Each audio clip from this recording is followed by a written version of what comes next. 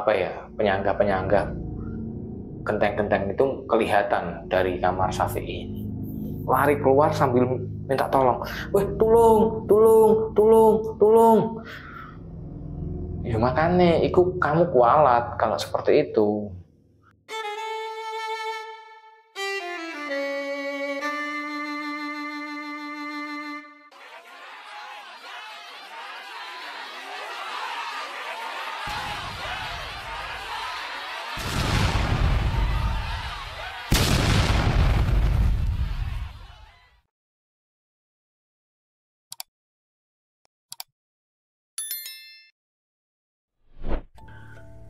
Assalamualaikum warahmatullahi wabarakatuh.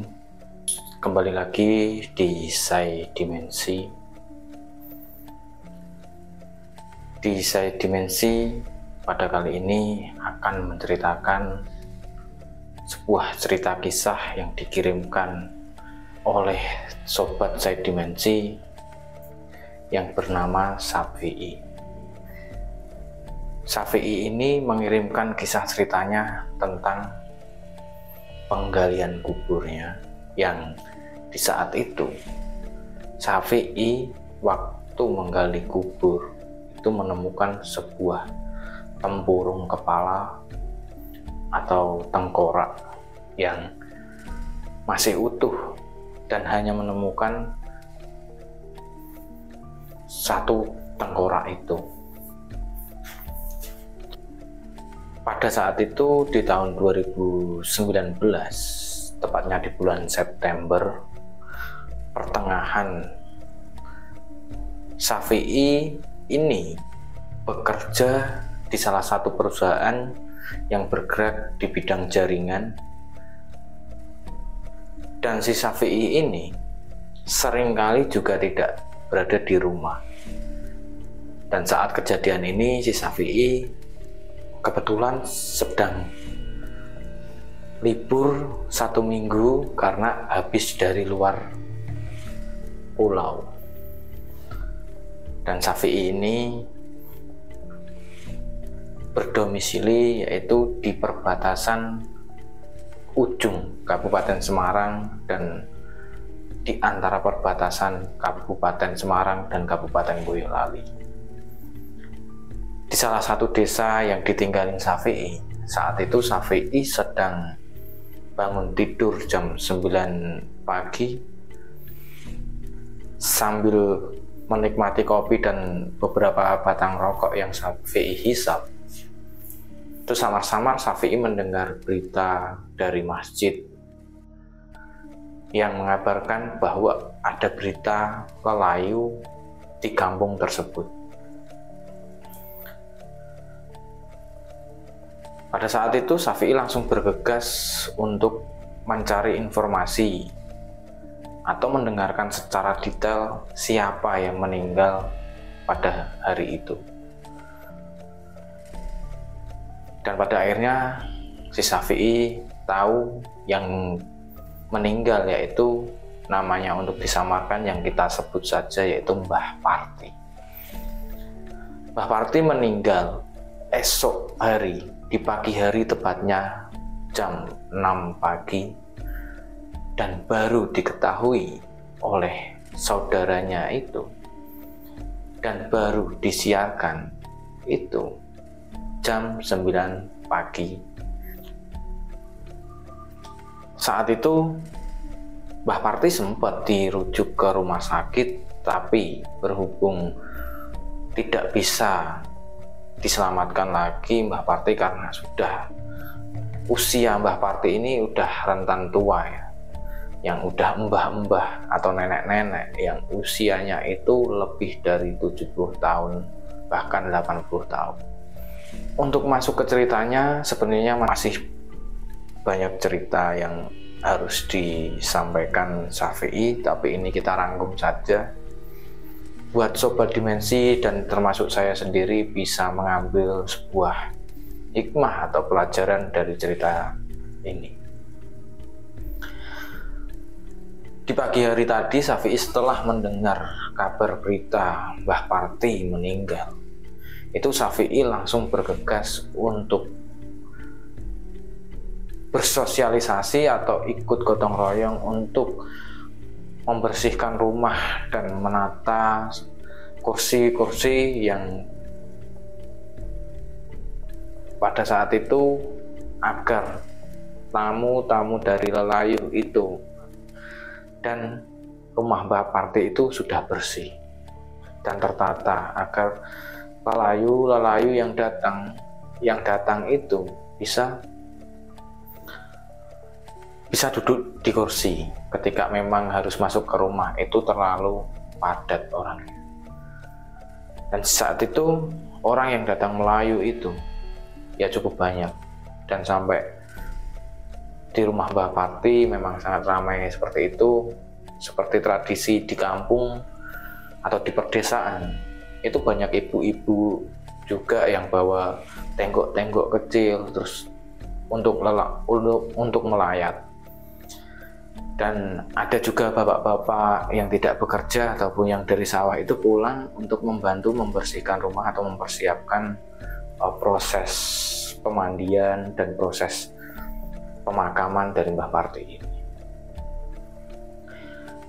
Singkat cerita, si Syafi'i habis menata-nata kursi dan membersihkan dan memasang sebuah teratak di situ, karena di musim September itu tahun 2019 itu memang sering terjadi hujan, dan si Syafi'i ini dan teman-temannya yang bapak-bapak di situ itu berinisiatif langsung untuk mengambil beberapa teratak ataupun yang biasa dibuat orang-orang hajatan itu untuk menutupi keadaan ketika cuaca pas hujan.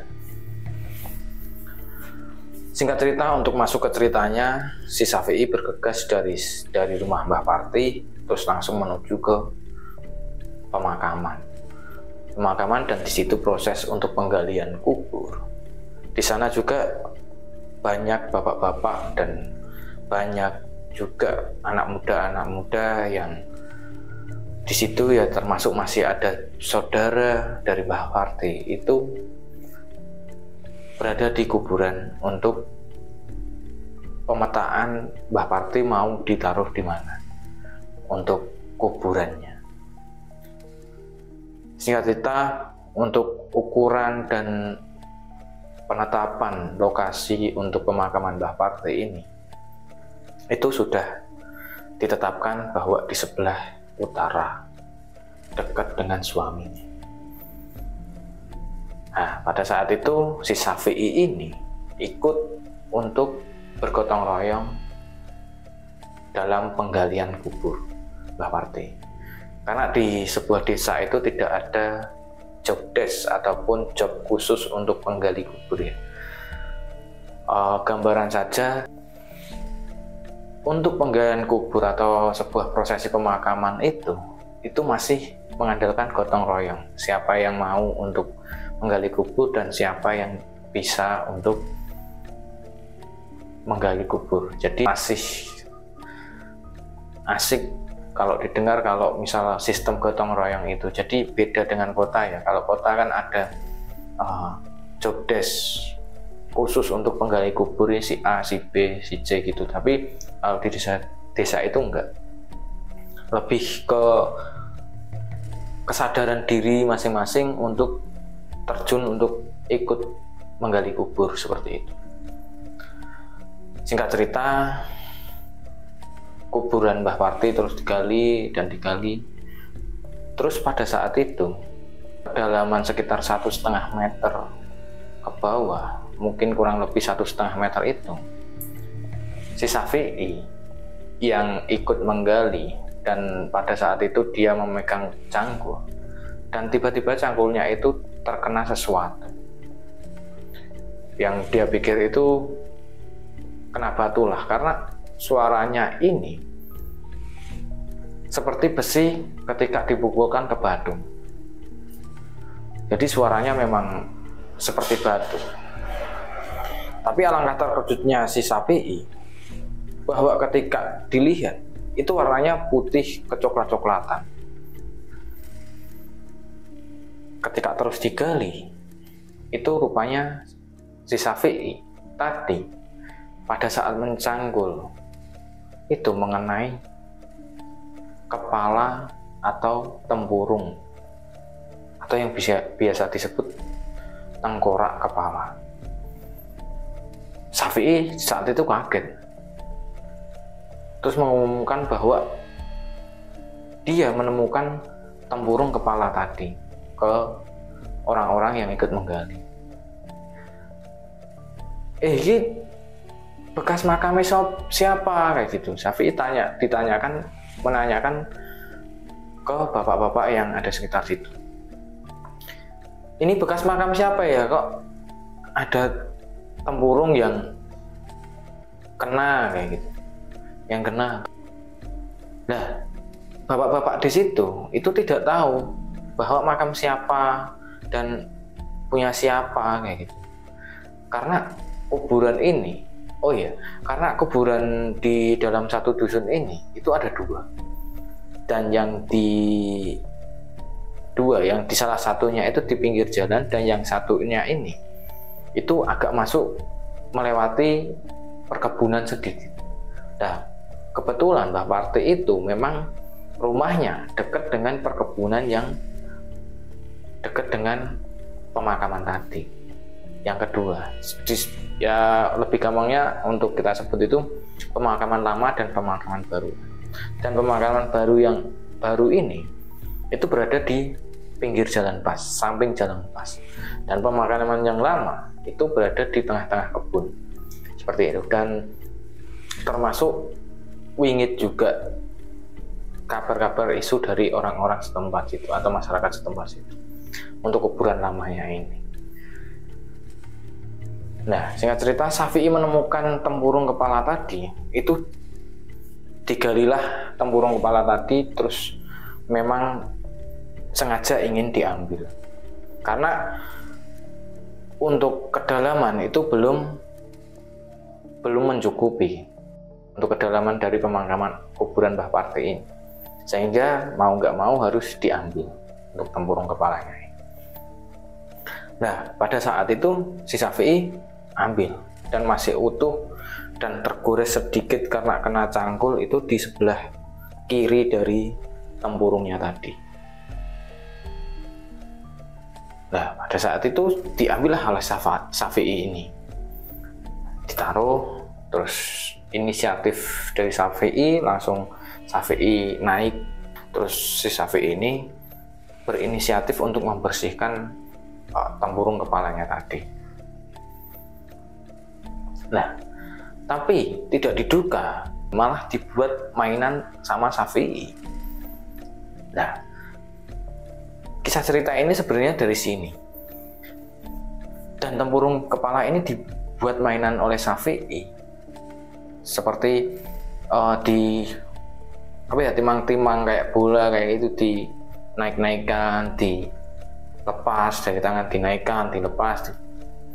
Nah, di timang-timang kayak gitu, akhirnya si Syafi'i ini ditegur oleh bapak-bapak situ yang cukup mempunyai ibaratnya masih tokoh masyarakat di situ. Dalam bahasa Jawanya si bapak-bapak itu bilang gini, iku sirah ojo gedolanan. Itu tuh kepala, jangan buat mainan, seperti itu. Nah, Syafi'i bilang, langsung nyaut ke bapak yang tadi, karena si Syafi'i ini agak selengean orangnya memang ya, agak selengean dan agak uraan kayak gitu. Jadi si Syafi'i ini langsung nyaut bilang, nah terus kenapa sih Pak orang yang nggak tahu punya siapa, terus memang nggak ada yang tahu toh ini punya siapa, kayak gitu. Terus bapaknya nyaut juga, yang salah satu tokoh masyarakat tadi, ya meskipun nggak ada yang tahu itu siapa, tapi ya seharusnya kita itu menghargai bahwa itu memang tengkorak manusia dan itu kepala, kayak gitu. Nah, terus Syafi'i pada akhirnya meletakkan di situ tanpa entah kenapa si Syafi'i ini tertarik untuk memainkan tempurung kepalanya ini. Dan ketika bapak yang salah satu tokoh masyarakat tadi udah pulang, itu si Syafi'i ini malah mengetok-ngetok kepala, tempurung kepalanya ini, mengetok-ngetok pakai batang kayu kecil kayak gitu, diketok-ketok, dan terus malah diangkat lagi, terus diketok-ketok, dikelilingin kayak gitu. Malah dia bilang, bakso, bakso, bakso, tok tok tok tok, bakso, bakso, bakso kayak gitu. Yang menurut saya itu nggak sopan banget dan nggak baik lah untuk etikat pemuda yang cukup tua itu berperilaku seperti itu. Nah,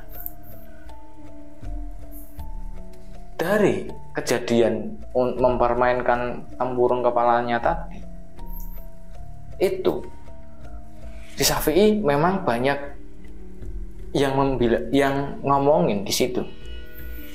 Hati-hati kalau nanti kualat lu, hati-hati nak kualat lu, hati-hati kalau nanti kualat. Banyak orang-orang yang sekitar di situ itu bilang seperti itu ke Syafi'i. Nah, pada akhirnya Syafi'i bilang juga, langsung nyaut, alah masuk yuk kualat. Nah, si Syafi'i ini tadi ya selengean dan orangnya agak uraan seperti itu ya. Alah masa kualat, Yusben lah kualat gitu, biarinlah kalau kualat. Nah, cerita masuk di sini yang dan sekeliling bapak-bapak sini, oh ya udah karepmu ya terserah kamu, yang ada apa-apa ya itu kamu wis, yang penting udah tak bilangin bapak-bapak. Ada salah satu bapak yang berbicara seperti itu. Pada akhirnya sesi untuk penggalian kubur Mbah Parti selesai dan tidak terselang lama jenazah Mbah Parti ini datang terus sesi pemakaman dan lain-lain. Terus yang biasa keluarga masih berada di situ, dan si Syafi'i pada akhirnya kembali ke rumah, pulang terus mandi. Si Syafi'i ini, nah pada saat itu sesi pemakaman ditempatkan di sore hari karena untuk pemakaman Mbah Parti ini agak molor karena menunggu salah satu keluarga yang harus datang, yang harus ditunggu ketika dalam sesi pemakaman. Ada itu sekitar jam 4, jam setengah 5-an itu sore Mbah Parti baru dimakamkan.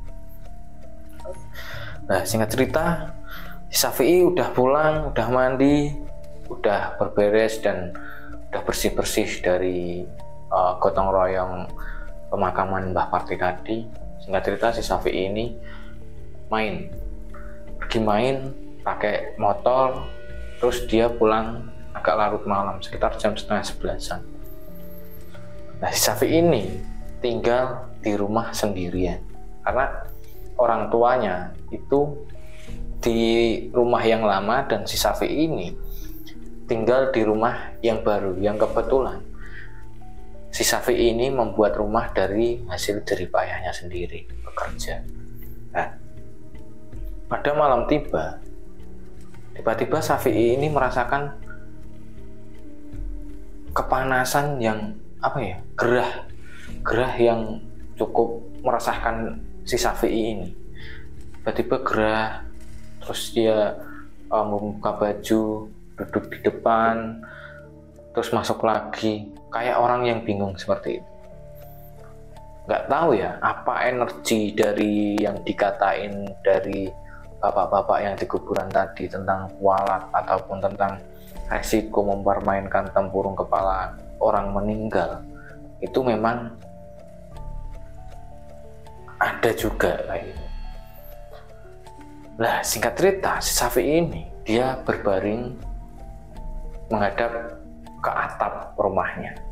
Nah, kondisi atap rumah si Syafi'i ini itu nggak ada lapisan ataupun nggak ada ternit ataupun nggak ada yang biasa rumah kan ada ternitnya itu, dan rumah Syafi'i ini belum ada ternitnya dan langsung menghadap ke genteng. Dan penyangga-penyangga genteng-genteng itu kelihatan dari kamar Syafi'i. Nah, singkat cerita, Syafi'i ini masih dalam keadaan gerah atau sumuk tadi. Syafi'i ini tiba-tiba badannya itu kayak tersirap itu bahasa Indonesia kayak disirep seperti itu. Tiba-tiba agak lemas badannya gitu. Ketika Syafi'i ini entah di antara sadar atau tidak sadar, Syafi'i ini mendengar suara nenek-nenek yang berkata, "Kowe sing gawe dolanan sirahku." Syafi'i langsung bangun, mencari sumber suara, mencari siapa yang berkata seperti itu tadi. Pada akhirnya Syafi'i keluar, nggak ada orang. Syafi'i nengok ke jendela, nggak ada orang. Terus Syafi'i nggak ngupesin, paling itu cuma firasat aku aja, ataupun rungon-rungon. Kalau bahasanya rungon-rungon itu hanya sekilas-sekilas dengar kayak gitu. Berbaring lagi lah Syafi'i. Berbaring, ketika dia mau tidur, tiba-tiba ada yang berbicara lagi, suara nenek-nenek yang bilang, "Kowe sing gawe dolanan sirahku." Nah, nenek-nenek itu belum ada wujudnya. Dicari si Syafi'i nggak ada, ditengok ke jendela, Syafi'i nengok kiri kanan, nggak ada orang, nggak ada siapa-siapa. Terus jam pun udah menunjukkan jam 12 lebih, masih nggak ada orang. Dan Syafi'i itu menghiraukannya. Ini apa sih? Nah, di saat itu Syafi'i mau tidur, itu si Syafi'i itu menghadap ke atas. Ada sosok nenek-nenek yang berambut putih semua, penuh uban. Itu kayak membentangkan tangan dan kakinya ini, dan dia terbang pas di atas Syafi'i sambil bilang, "Kowe sing gawe dolanan sirah." Syafi'i langsung kaget bangun. Ketika Syafi'i ini bangun, nenek-nenek itu sudah tidak ada. Bergantilah posisi menghadap Syafi'i ini dari selatan ke barat. Ketika Syafi'i berganti ke barat, itu sosok nenek-nenek itu tadi itu muncul lagi dan sambil bilang lagi, "Kowe sing gawe dolanan sirahku." Syafi'i bangun lagi. Sambil Syafi'i terkejut dan merindinglah saat itu dilihatin sosok nenek itu, Syafi'i ganti posisi lagi ke utara. Dan setelah ganti ke utara, si Syafi'i ini masih dilihatin sosok-sosok nenek itu dan sambil bilang, "Kowe sing gawe dolanan sirahku." Masih bilang seperti itu, dan Syafi'i tidak mau membagikan atau melihatkan untuk pindah posisi yang keempatnya. Dia langsung lari dari kamar, terus lari sambil bawa selimut, lari keluar sambil minta tolong. Tolong. Pada akhirnya tetangga Syafi'i ini keluar. Kenapa? Gak kayak ono mbah-mbah ning omahku. Mbah sapa? Mbah siapa? Kayak gitu. Gak roh, mabur, mbah mabur. Mbah terbang, nenek-nenek terbang. Pada saat itu ditemenin lah sama tetangganya ini masuk ke rumahnya si Syafi'i ini, dan Syafi'i tidak berani masuk dan menunjukkan di kamarnya itu, dan dilihat oleh tetangganya itu nggak ada apa-apa. Itu di malam pertama Syafi'i setelah mempermainkan tempurung kepalanya tadi. Gak ada apa-apa, tenan, ada kok. Tadi aku lihat sampai 3 kali itu, lihat nenek-nenek terbang di atas kepala saya itu sambil bilang, kowe senggawe dolanan sirahku. Nah, pada akhirnya tetangga Syafi'i ini nyaut, "Lah kok iso ngopo? Kok ngomong seperti itu? Kamu bikin mainan kepalanya dia itu gimana ceritanya?" "Ah, nggak tahu." Sambil panik Syafi'i pulang ke tempat orang tuanya. Pulang ke tempat orang tuanya itu kesehariannya itu Syafi'i bercerita sama orang tuanya, dan saat itu Syafi'i alhamdulillah udah bisa tidur.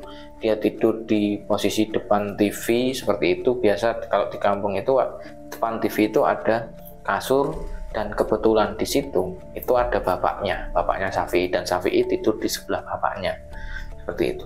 Nah, terus Syafi'i ini kesehariannya bercerita ke kakeknya.